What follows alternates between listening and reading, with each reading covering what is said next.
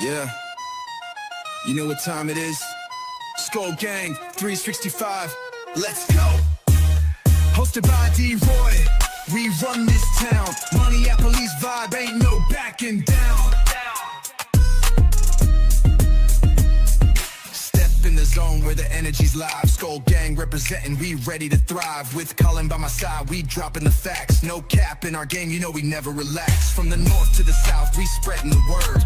Viking news, rumors, everything heard. Got the purple pride, yeah we wear it bold. In the rap game, man, we breaking the mold. Fuck the Bears, fuck the Lions, fuck the Packers too, we keep on rising.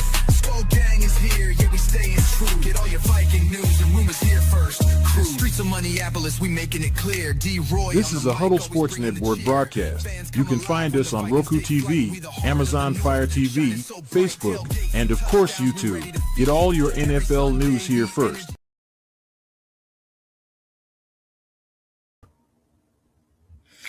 Welcome to Skol Gang 365. Welcome. Talk a little bit about the Vikings draft and how they drafted. Me personally, I feel like we could have had a better draft, but at the same time, I'm happy that it wasn't a total train wreck. But more or less, I'm just pissed off that we didn't find a center until the later round.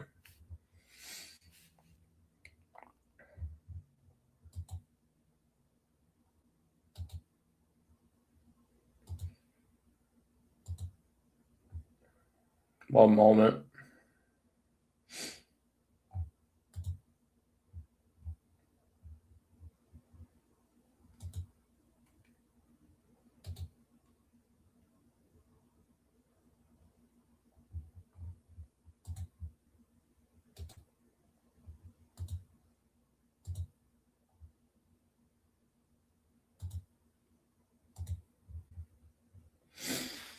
But yeah,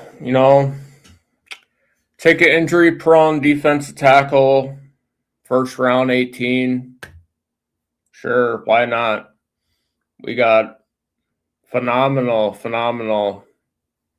health and wellness here, I guess. Take a linebacker, second round. I'll say that was a solid move. Because me personally, I would either went linebacker or corner in the second round. And I don't know, from there on, it was just questionable to me.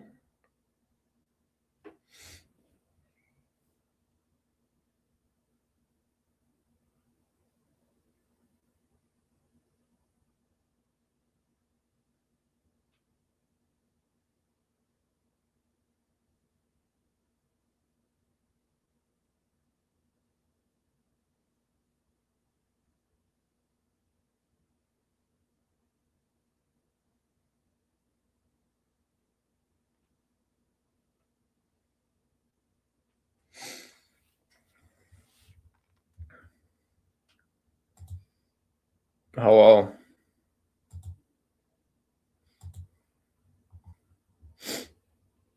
But yeah,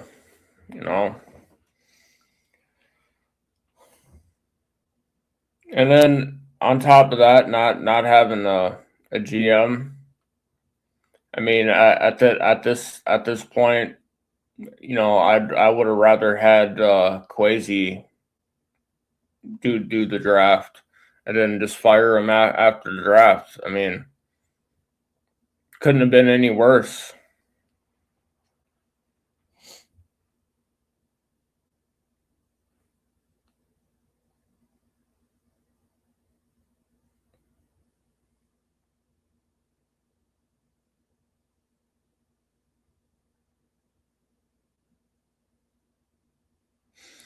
But hey, big citrus. That was another move that I liked from the draft. Jake Calday and Dominic Orange. And the pick at 98 was solid too. The safety that we got from Miami, I'd say he was solid. Um, didn't understand picking up the fullback. Don't need a fullback.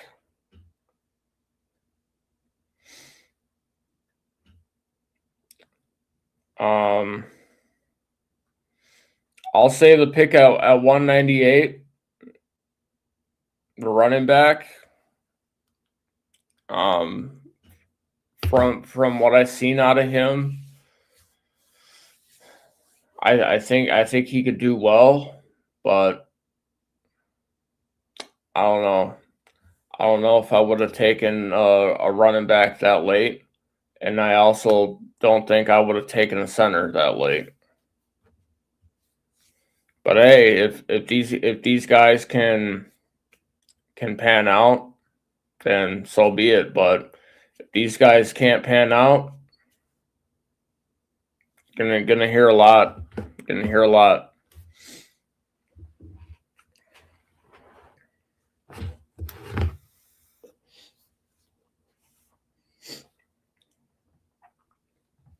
I think more or less I'm kind of irritated that, you know, McCoy was getting passed on because he had a lingering injury. The corner from Tennessee. Vikings should have just snagged him. I mean, why not? You already grabbed Caleb Banks at 18, who's injured. Why not grab McCoy?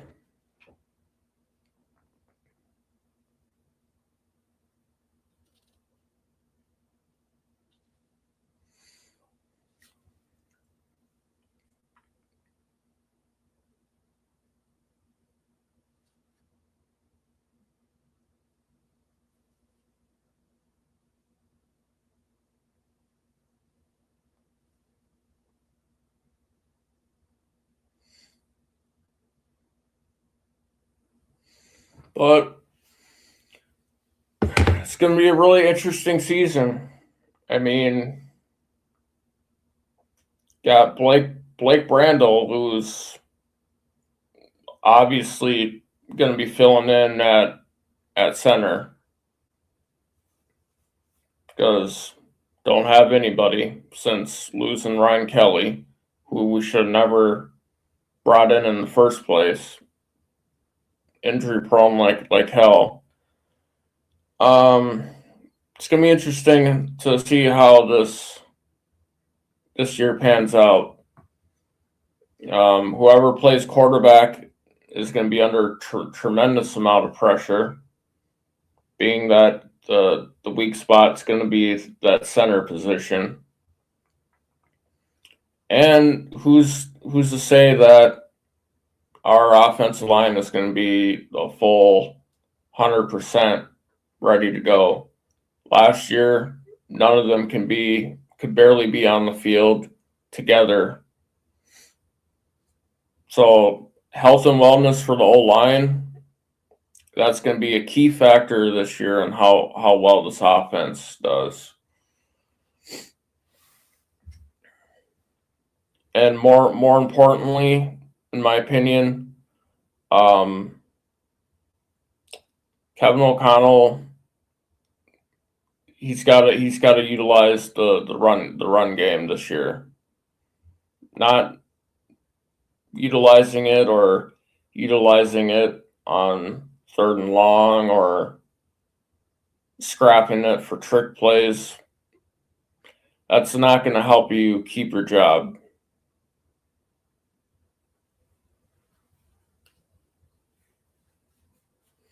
So, I mean, ultimately, it's going to come down to how bad he wants to continue to be a head coach in Minnesota. This year, he's most definitely going to be in the hot seat, 100%. If he can't figure this stuff out, I think you're going to be looking at Brian Flores as the next head coach for the Minnesota Vikings.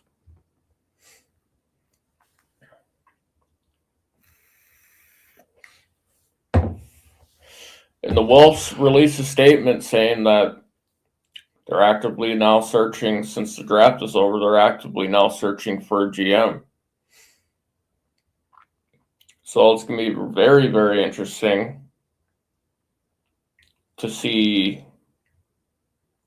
who they bring in for interviews.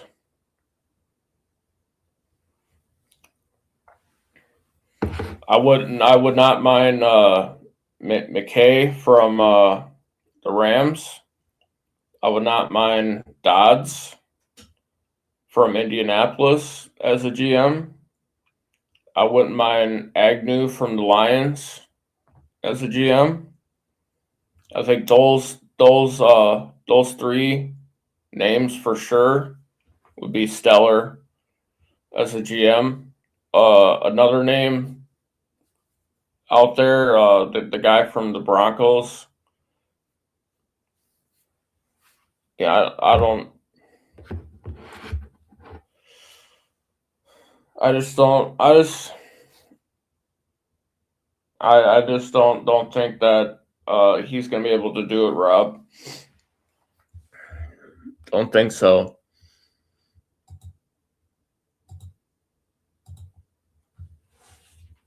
Oh.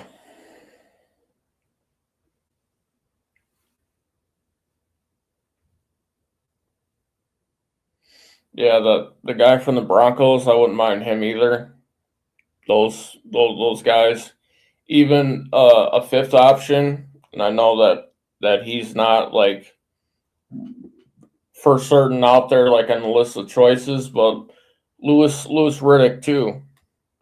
I think that's my top 5 right there on who I'd want to be a GM for the Vikings.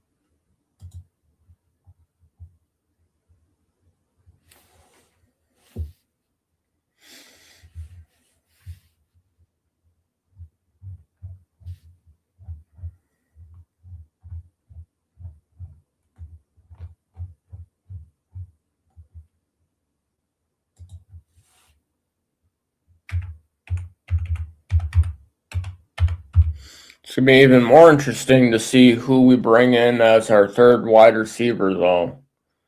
That's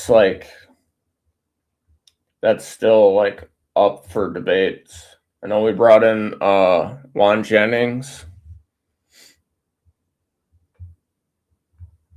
for a visit.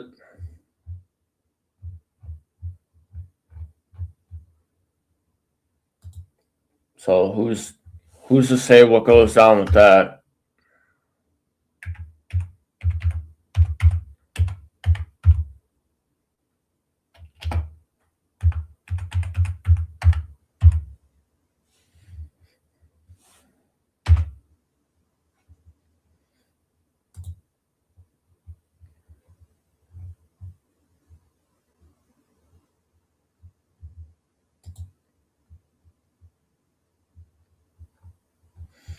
Vikings signed defensive lineman Eric Johnson II to sign with the Vikings. Free agent. All right, signing.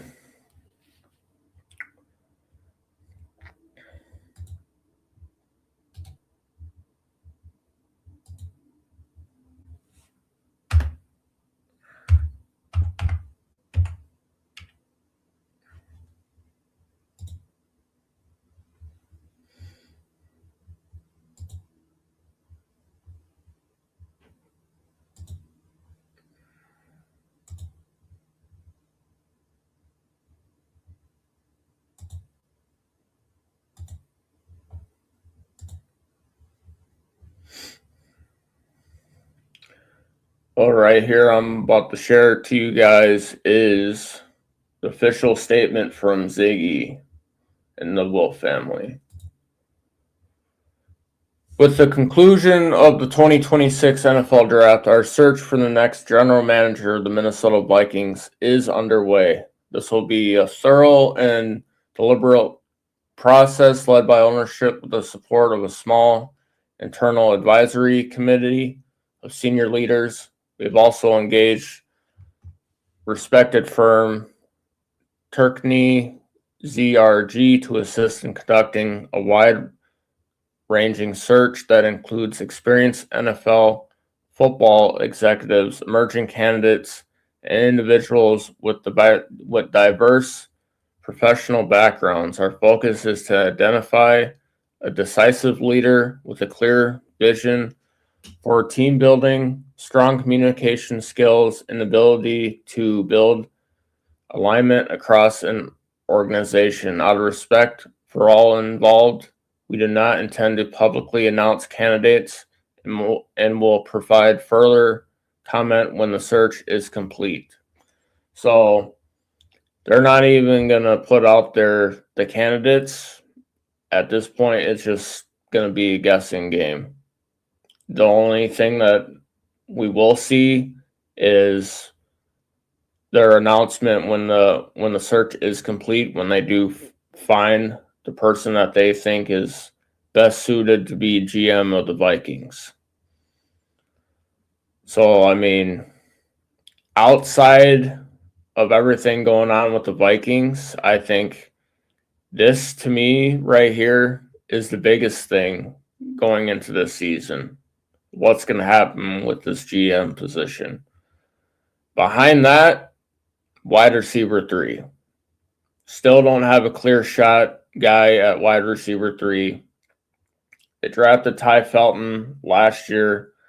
I still haven't seen anything out of the guy. So I think he's still going to continue to make noise in the practice squad or special teams.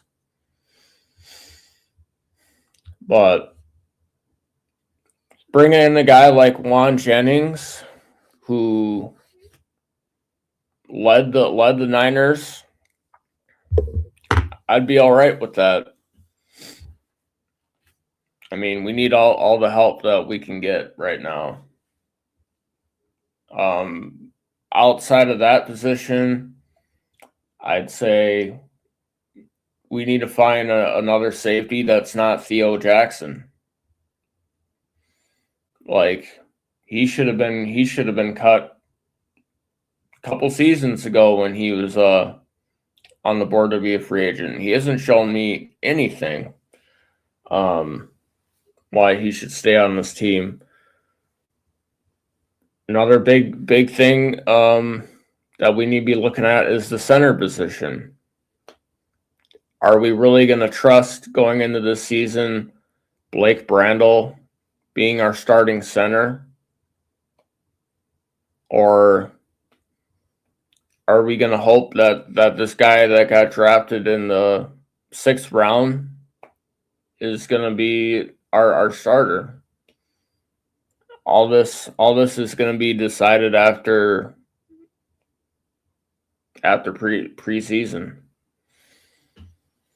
So we have a long way to go through the summer. It's going to be a long, tough road to see what happens with this team. But I don't know. Our team definitely needs to hit on all cylinders, and they need to be thorough in coming this season compared to last season. Last season, just too many injuries and not a lot of clear direction from a coaching standpoint, which seemed to be the problem last season from what I saw. Injuries didn't help, but coaching ultimately could have been better last season.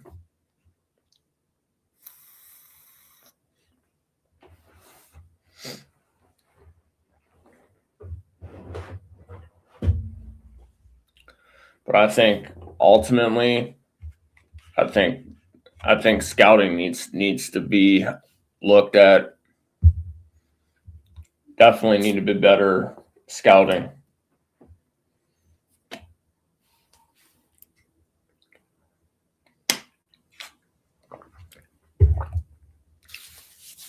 Another possible candidate that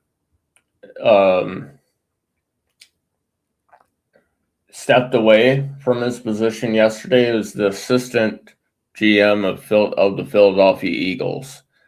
That right there could be another potential target. Now that I'm looking at this, man, the understudy of Howie to the Vikings. Whew, I don't know. I don't necessarily know how good this guy is. I don't know, but man,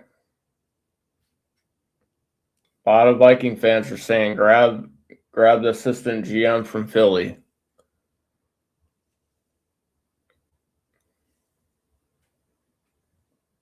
I'm gonna have to throw him in there to at least top 2, top 3 of my choices. Definitely McKay from the Rams. Definitely McKay from the Rams.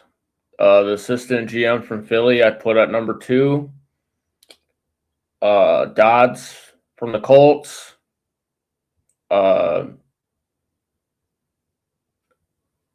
Agnew from the Lions, and the guy from the Broncos.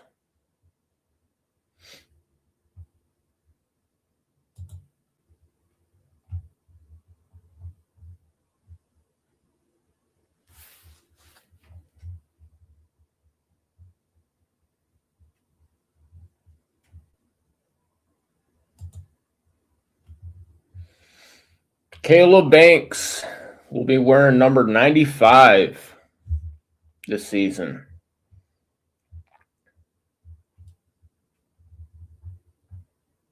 Not bad, not bad.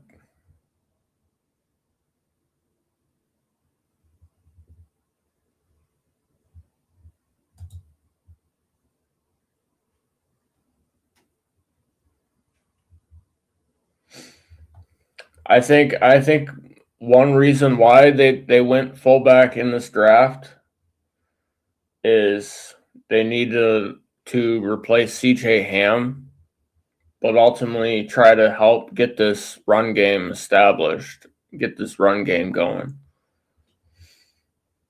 And plus, this guy has familiar ties with J.J. McCarthy. He was seen with J.J. McCarthy when he got drafted.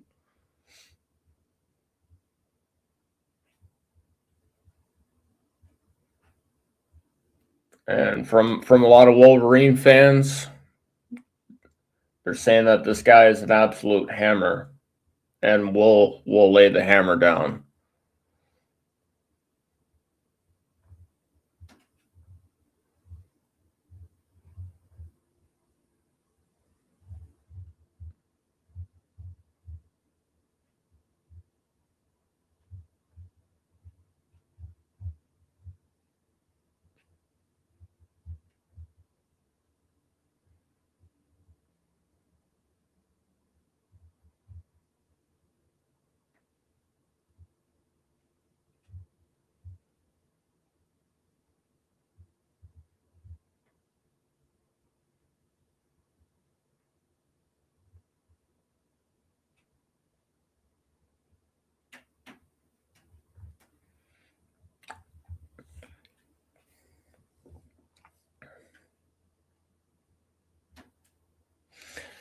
Hey, I want to thank you for the picks that we received for Jonathan Grenard, Philly Boy Eagles.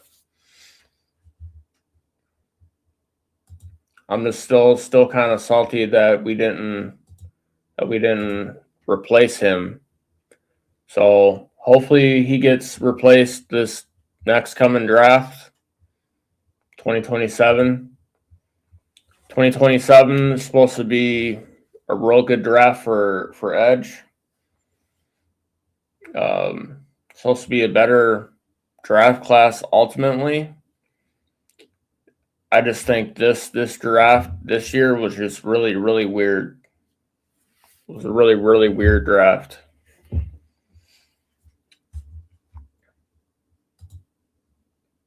Oh, for sure. Can you tell me a little bit about your assistant GM? Would he be a solid candidate to be a GM? That's one of the names being listed as a possible GM for the Vikings. I don't know much about this guy.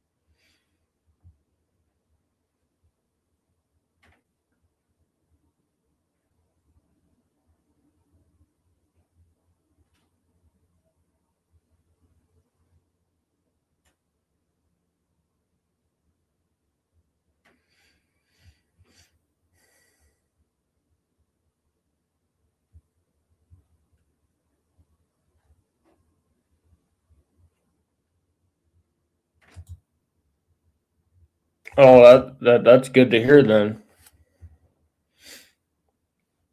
Hell yeah.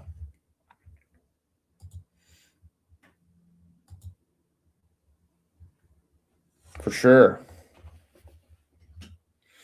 I think, him or the guy from the Rams are, to me, the clear two choices. Or the guy the guy Agnew from the Lions. McKay from the Rams, your guy from the Eagles, the Lions guy Agnew, the guy Dodds from Indianapolis, and the Broncos guy. But for me, the clear two choices got to be the McKay from the Rams and your guy from the Eagles to be the GM. I mean, you said it yourself. Did it for 17 years. He helped a lot out with Howie and got 2 Super Bowl rings out of that.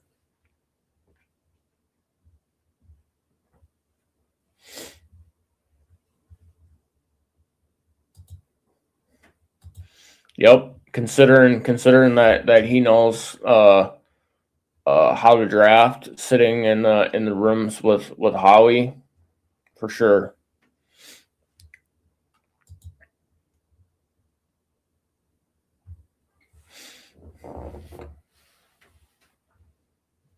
Hopefully this is not hopefully with the Vikings ownership, this isn't a long process to find a new general manager. Hopefully this is like a quick and swift process. Like, you bring in these candidates, go over these qualities, go over their successes, go over this stuff, and then ultimately, like, the deciding factor is like who out of this group has got the most grit, who can come in, who can ultimately turn this organization around for the betterment of now to the near future. And me personally, I think you take either McKay from the Rams or this guy from the Eagles, who was the assistant GM under Howie. I think either those two guys is a no-brainer for the Vikings. Has to be.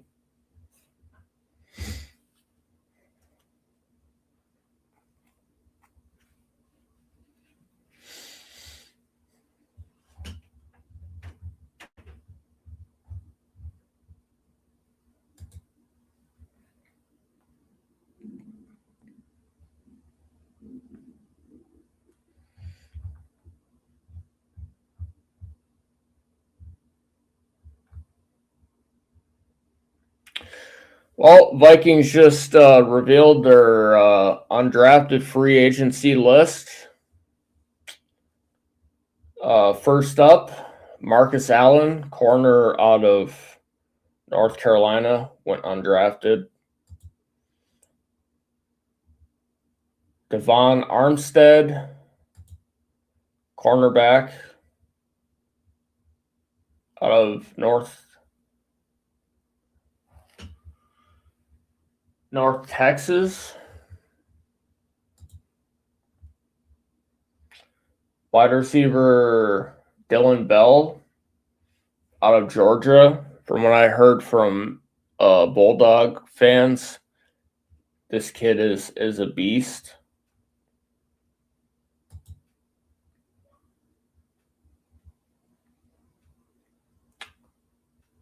Outside linebacker Jordan Bethel, is that how you say his name? From the University of Notre Dame. Big guy. Corner Tyreek Chappell from Texas A&M. D lineman Monkel Goodwin from South Carolina. Wide receiver Shalik Knotts from Maryland. Linebacker Kelly Lawson from UCF.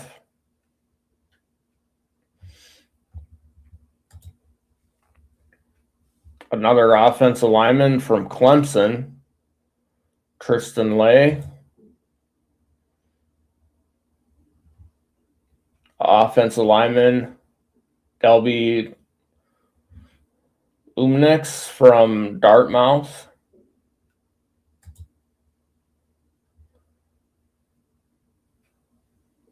Running back from FIU, K. John Owens.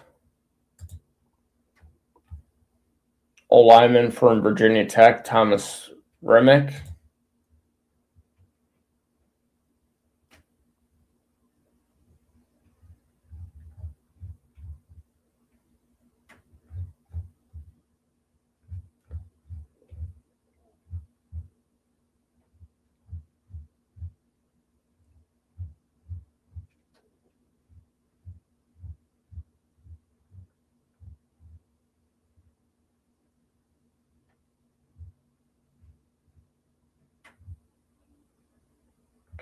Marcus Sanders Jr., wide receiver, Georgia Southern. Another safety, we got Jacob Thomas from James Madison.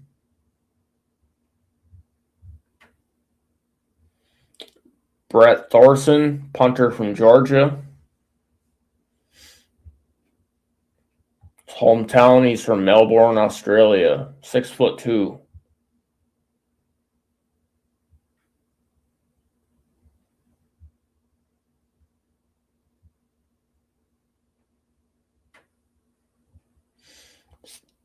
From what they're saying about this guy, they're saying that this guy was an absolute beast, being a punter for the Bulldogs going back to their title-winning 2022 campaign.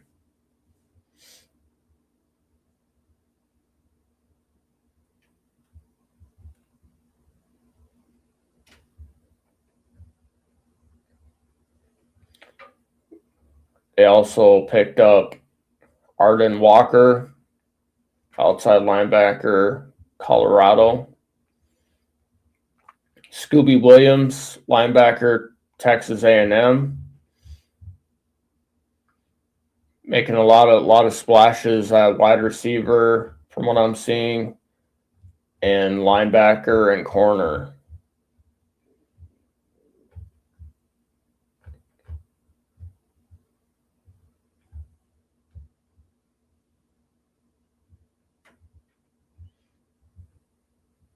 Also, we got Luke Wysong, wide receiver, Arizona.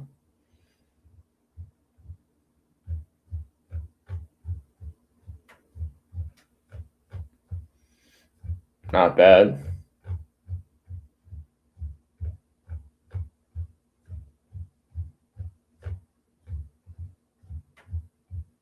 Like I said, it's going to be very, very interesting now up until the end of preseason to see who gets cut, who gets kept, who's a beast, and who's a loser. So it's going to be very, very interesting.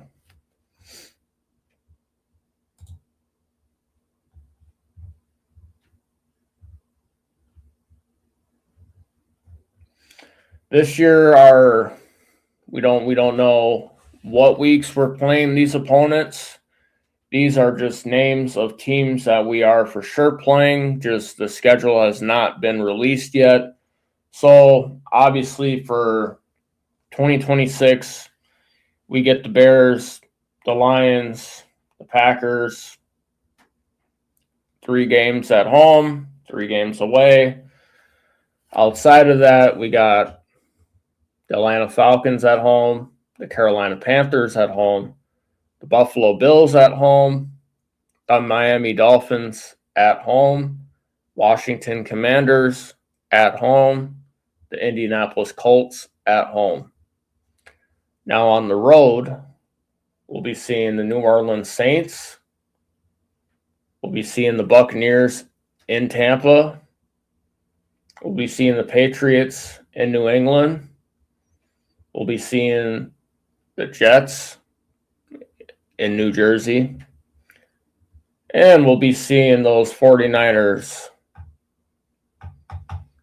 in California.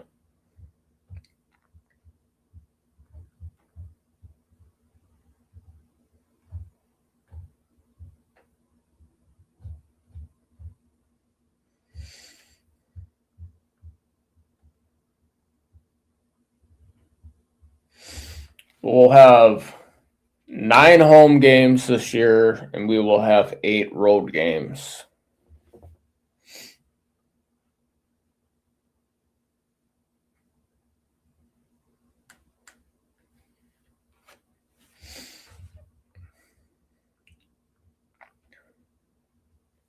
The more home games, the more better.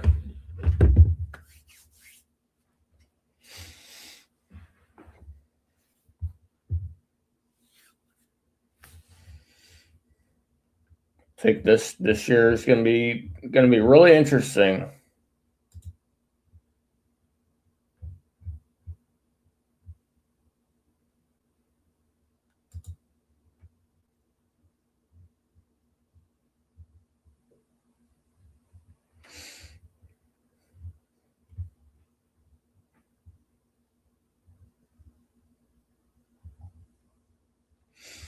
Going to be really interesting to see this the center battle between Gavin Gerhardt and Blake Brandel.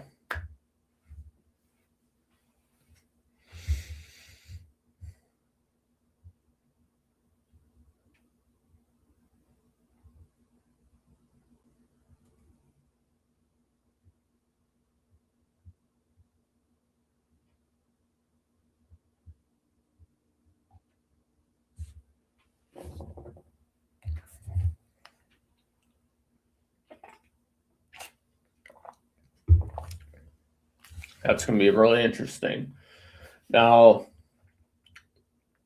this guy, Jacoby Thomas, After watching film on this guy and how this guy plays, this guy is an absolute beast in the secondary. I look for this guy to be an immediate presence in the backfield with Metellus, hands down. This guy's an absolute beast. The running back that we got in the 6th round, Claiborne. It's going to be really interesting to see what he does, along with this corner that we took in the 5th round, Charles Demings. But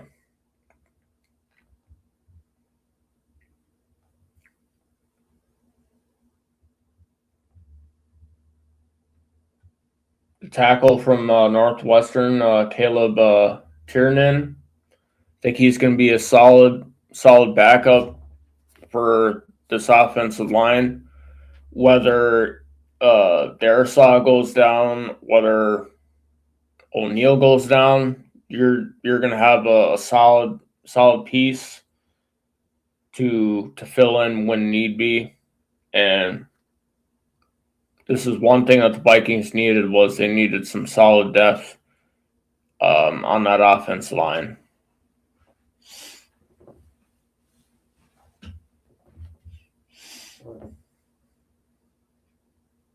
But yeah, round 1, kind of skeptical, considering that Banks has not played a full season in college. But yes, when he is on the field, he is an absolute disruptor. He is compared to Chris Jones. Whether he can live up to that hype of being like Chris Jones or not, still undetermined, up in smoke. But decent pick. What would not have been my first option, but decent, considering that we did need defensive lineman. Jake Golday, from what I've seen, this guy is an animal. This guy can play all over in the box. He can stop the run. He can rush the pass. He's a beast. This is a guy that Brian Flores is going to be using all over. So absolute beast. Big Citrus, Dominic Orange from Iowa State. Absolute behemoth. He's going to be fun to watch on the field. Absolute madman. Look forward to seeing this guy disrupt some offensive lines and disrupt the quarterback. So absolute dog. And round 3 with Jacoby Thomas, absolute beast. And from what the Wolverine fans are telling me, this guy Max Bredson, the fullback from Michigan, he's an absolute beast too. So it's going to be very interesting to see what happens from now and up until the end of preseason with a lot of these guys.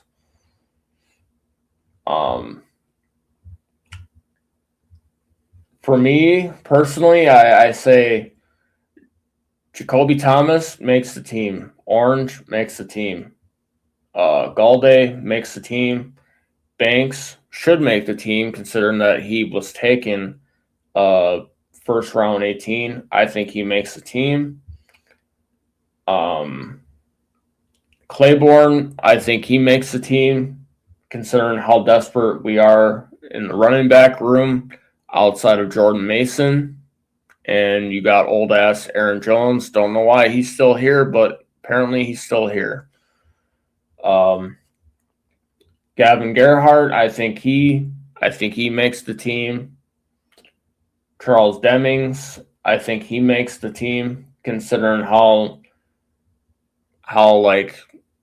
many holes that we got in our corner room. I think he makes the team, along with Caleb Tiernan. I think he makes the team. So I think all these guys that we drafted from round 1 to 7, I think these guys make the team. Now, for me personally, I think it's going to come down to these undrafted free agents that we picked up. These guys are going to be battling it out with the guys that we already have on practice squad. So it's going to be very interesting. And it's going to be interesting to see who gets let go, who stays out of that group of UDFAs and current practice squad guys. But I think for certain that these guys that we got from round 1 through 7, they make this team in one way, shape, or form. Whether they are a definite backup or whether they are playing special teams. But I for sure think that they are going to be Vikings.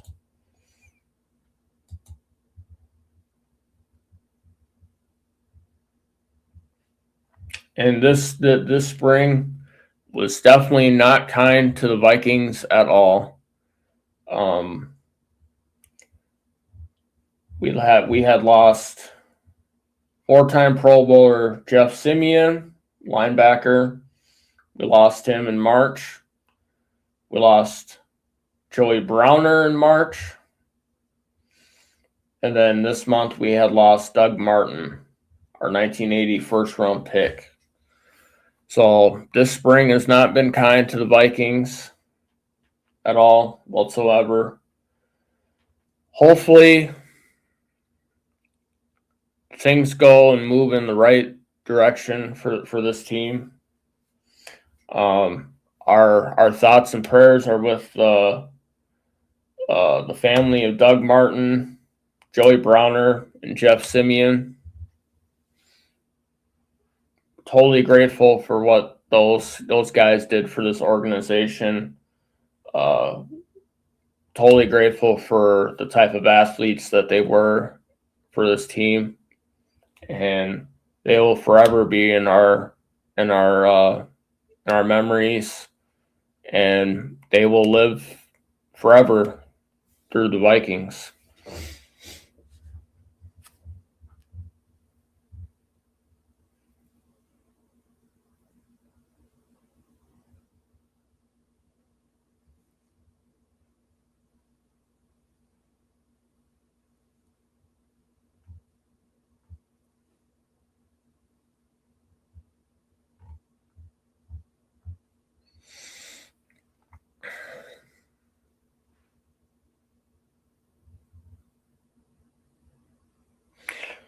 On top of Aaron Jones being brought back, oh man, another one that just doesn't sit well with me is resigning Tavir Thomas. Why?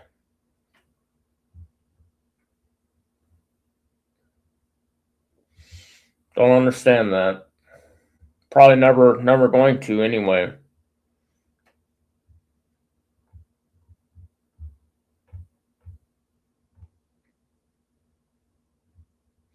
Bringing back Carson Wentz.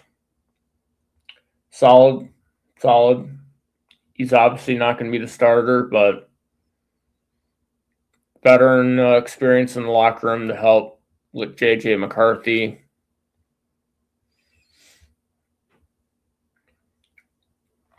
Johnny Hecker. no longer Pro Bowl caliber player. Don't know why we moved on from Ryan Wright. But they bring in Johnny Hecker. Who knows how long Johnny is going to be with the Vikings, but probably not long.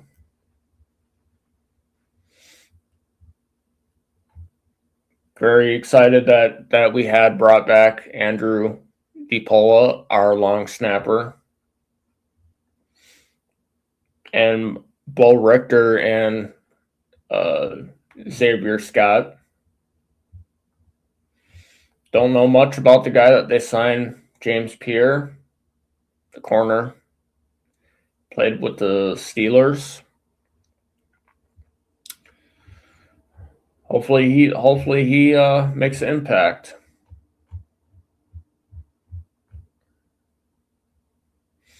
But awesome news. Vikings exercised the 5th-year option for Jordan Addison.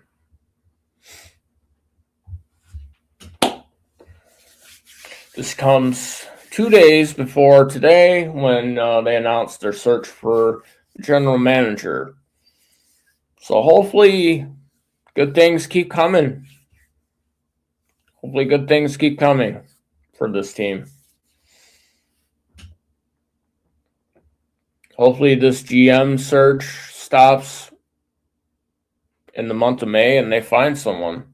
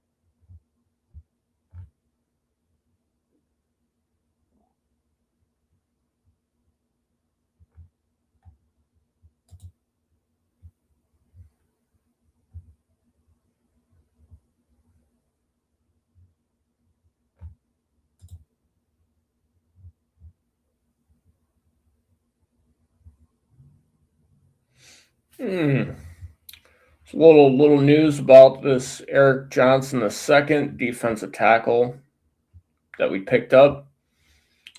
Originally a 5th-round selection by the Colts in the 2022 NFL Draft. Johnson spent his first 2 pro seasons with the Colts, a stint with the Patriots in 2024, then rejoined the Colts for 2025. He played 12 games last season, recorded 6 tackles, including 1 for a loss. He's on the field for 131 defensive snaps and 16 special team snaps. His most productive season was in 2023 when he had 15 tackles, a sack, and a tackle for loss. So, I mean,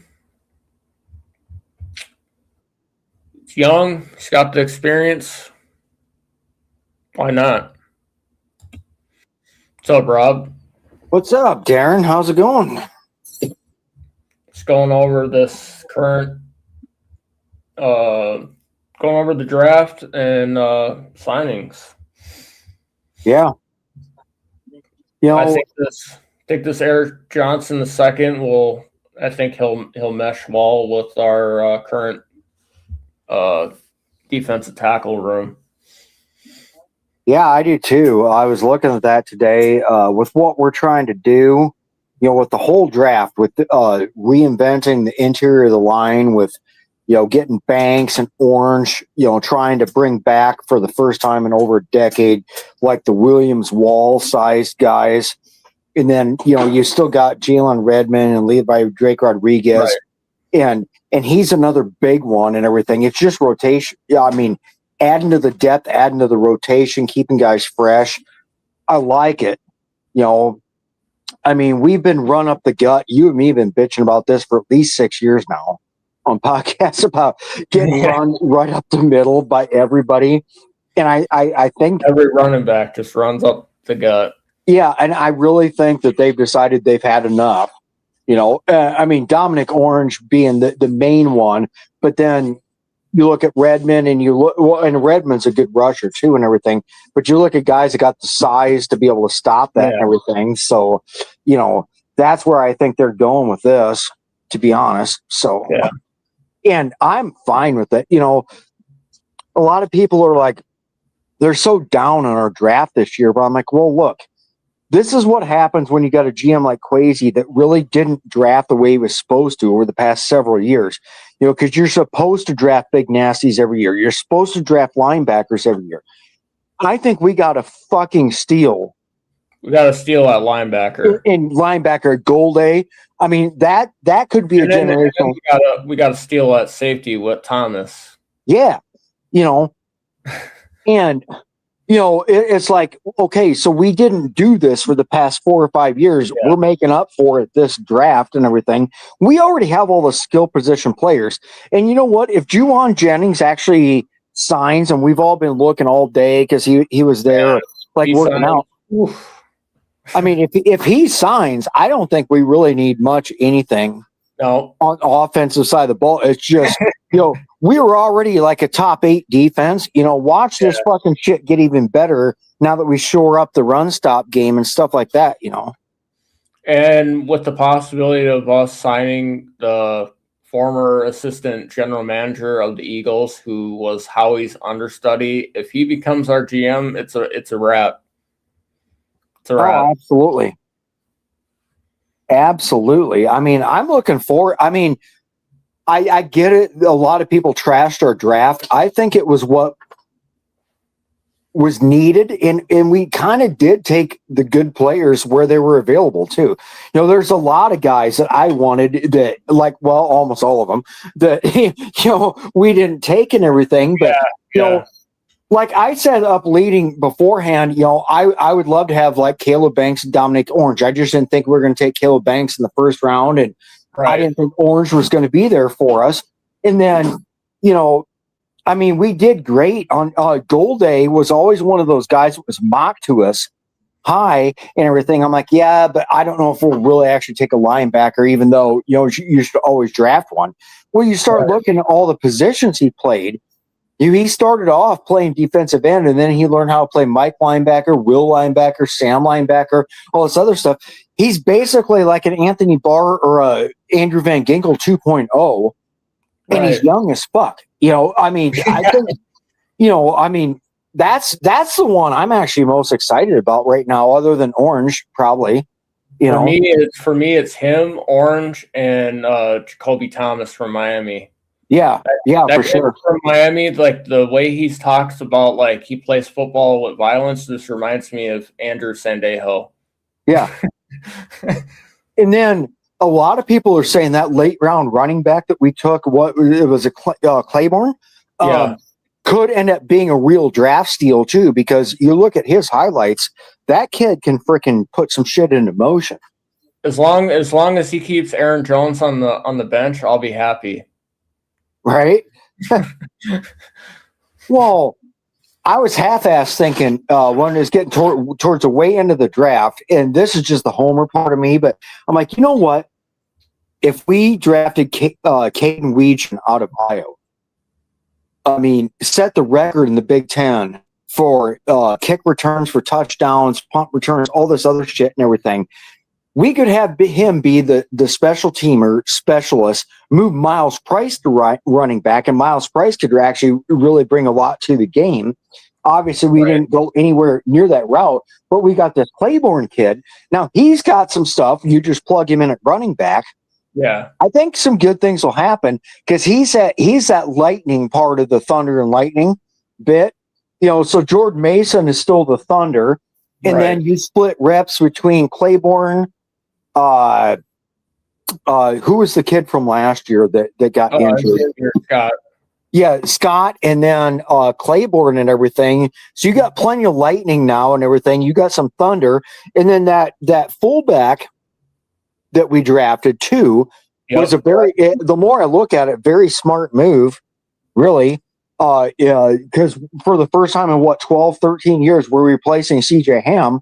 You got that kid out there. He looks like he likes to fucking hit people and fuck some shit up. That's actually a good move right there too, and everything. So you got the Thunder, with Jordan Mason. You got this kid. Well, remains to be seen what he can do, and then you got plenty of lightning.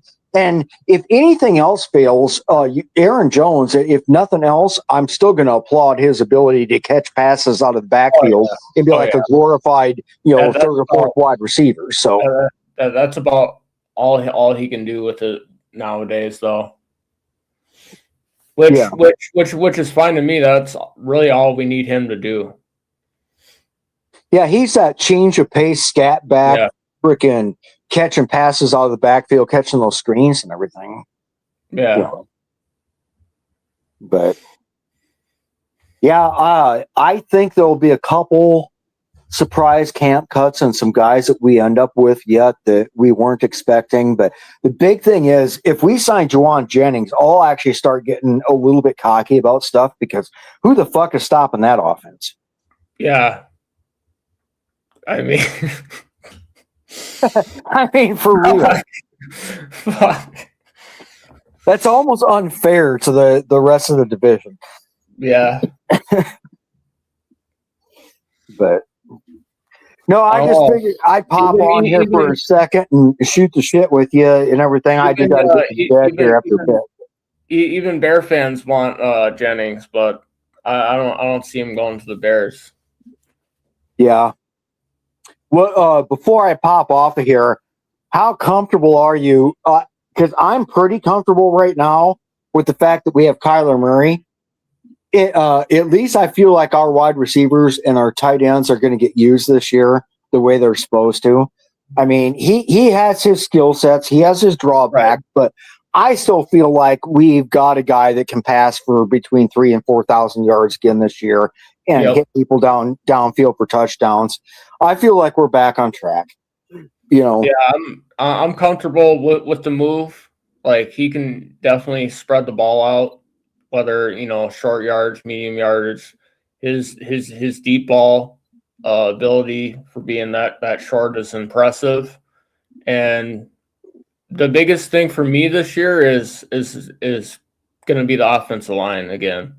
Like, how well can they be healthy for? Can they stay on the field as a collective unit for more than just 5-6 games? Like, if anybody's going to be playing quarterback, they need to have an offensive line. Yeah. And, the biggest question mark out there is we didn't do anything about center.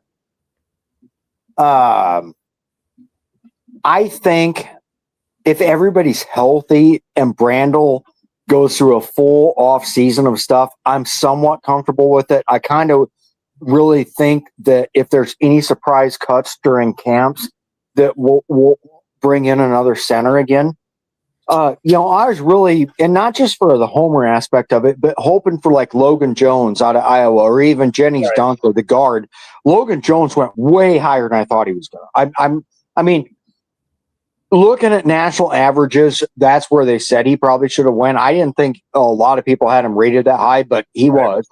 And then of course the Steelers take Jennings Dunker one fucking pick right in front of us. I was like, God damn you guys.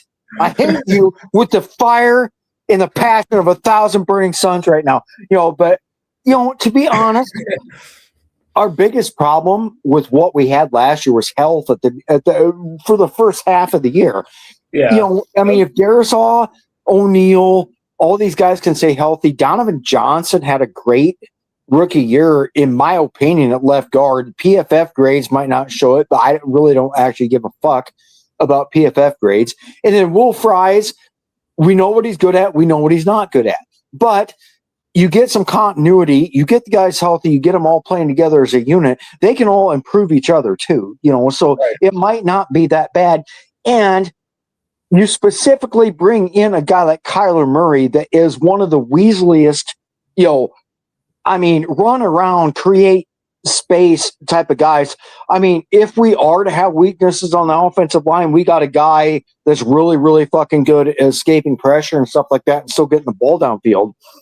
So I feel like it's a net gain. It might not be much of one. And I would still like to get a very competent center and then probably, work on depth at the right guard position. But I don't think we're worse by any stretch of the imagination than what we started off. And that fucking 6'9" tackle that we drafted, which may be eventually the heir apparent and the replacement for Brian O'Neill, I'd be real excited to see what that big fucker can do. Yeah, the guy that we took from Northwestern, big fucker. Oh yeah, Jesus criminy! You look at back when we had the bookend tackles, and of course my Alzheimer's going to kick in right now. But it was during right around the Favre era and everything, maybe a little bit afterwards and everything. But we had Bryant McKinney, and then who was the other 6'8" dude on the other side? God dang it, can't remember his name right now. But we had those two 6'8" bookend tackles. Yeah. Oh dang it, what was his freaking name? And he was on the team for like 5 or 6 years too. Dang it, I just can't remember. It'll come to me right as soon as I get off, but off the podcast. But it's about time we start getting size. And I really love what Rob Brzezinski did. Like everything we started off with was like, it's 6'4", 330. It's 6'6", 345. All these big guys. Lance Golday is he's bigger than Van Ginkel. It's like we are not running these undersized guys anymore and everything. I'm drafting big. I'm drafting nasty. I want people that have the size and the attitude that's going to knock the teeth down somebody's freaking throat. It wasn't what we expected at first. And a lot of us were sitting here like, what the fuck are we doing? Then we start researching into it. It's like, you know what? Because we've neglected the trenches for like 4 or 5 years now, this actually makes perfect sense of what they're doing. And I honestly think it's going to benefit us. I think we can be a 10 to 12, possibly 13 win team this year. Yeah.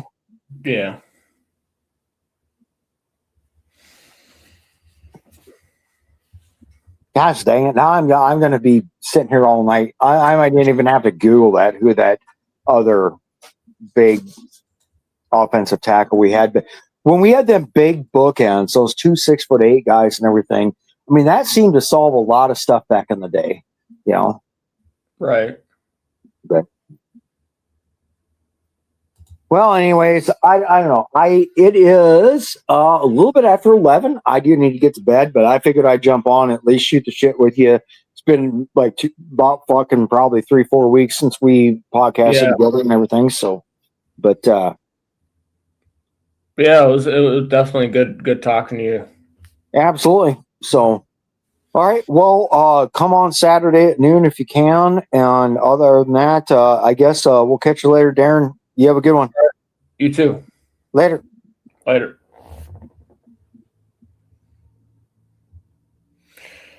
like to thank everybody for tuning in and watching Skol Gang 365, your Wednesday night Vikings podcast.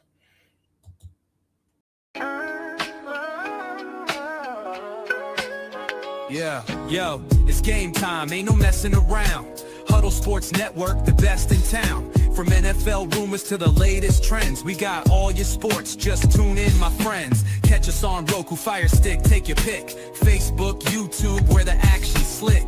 Daily shows that drop like a bomb. From 10 to 11, it's Ken and Ken, stay calm. Huddle up, catch the vibe, feel the rush. Get your news, get your fills in the clutch. Over 27 podcasts, we breaking it down. Join the team, Huddle Sports, wear the crown. Live every weekday, it's how we roll. Lions Talk with Jeremy B, we taking a stroll. From 11 to 12, don't miss a beat. We break down the game, make the info sweet. The Daily Huddle Podcast, noon to 1. CST Zone, we're just having fun. Toss your doubts, we bring the facts. Tune into the Huddle.